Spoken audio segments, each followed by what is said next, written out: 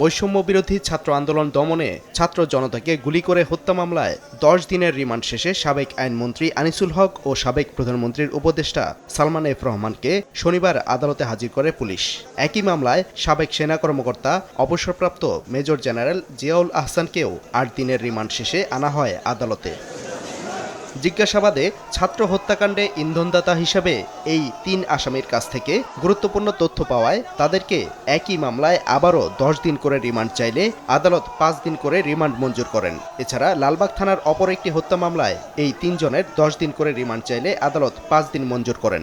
এই মামলায় তদন্তকারী কর্মকর্তা আরও বলেন যে তিনি প্রাথমিক তদন্তে এই আসামিদের বিরুদ্ধে প্রাথমিক তথ্য প্রমাণ পেয়েছেন এবং আসামিদের ইন্ধন এবং ষড়যন্ত্রে যে পুলিশ গুলি করে ছাত্র জনতাকে হত্যা করেছে তারও প্রাথমিক তিনি তথ্য প্রমাণ পেয়েছেন।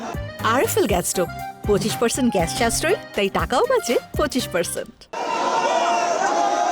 এছাড়া 4 দিনের রিমান্ড শেষে সাবেক মন্ত্রী দীপুমণিকে আদালতে তুলে বাড্ডা থানার সুমন হত্যা মামলায় 10 দিনের রিমান্ড চাইলে আদালত 4 দিন মঞ্জুর করেন। কোমলমতি শিশুকে তার ধর্ম থেকে বিচ্ছিত করার জন্য যে একটি অপপ্রয়াস সৃষ্টি করেছে দীপুমণি, 19/7/24 তারিখে বাড্ডা ফুজি টাওয়ারের পাশে ভিকটিম সুমন শিকদার পুলিশের গুলিতে নিহত হয় এবং তার পিতা বাদী হয়ে মামলা করে।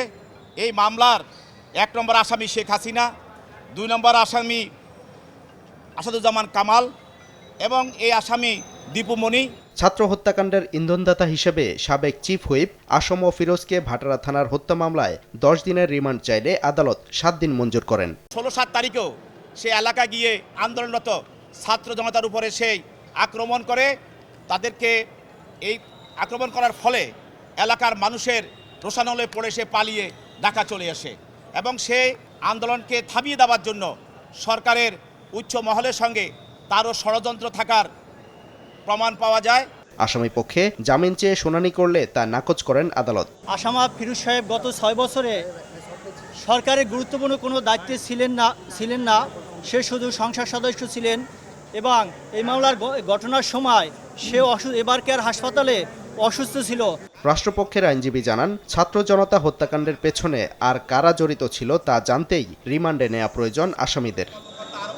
সাদিকুর রহমান, সময় সংবাদ, ঢাকা।